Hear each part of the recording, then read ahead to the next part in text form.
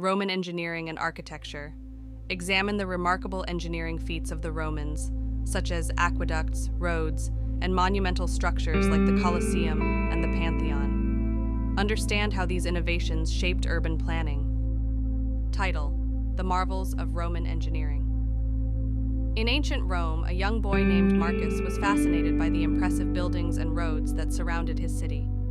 Every day, he would wander through the bustling streets, dreaming of becoming an engineer. One sunny afternoon, Marcus decided to visit the famous aqueduct that brought fresh water to Rome. As he approached the towering structure, his eyes widened in amazement.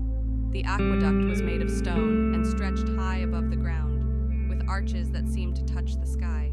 Marcus marveled at how the engineers had designed such a magnificent thing. He wondered how they managed to build it so perfectly. "Hey, Marcus," called his friend Tiberius.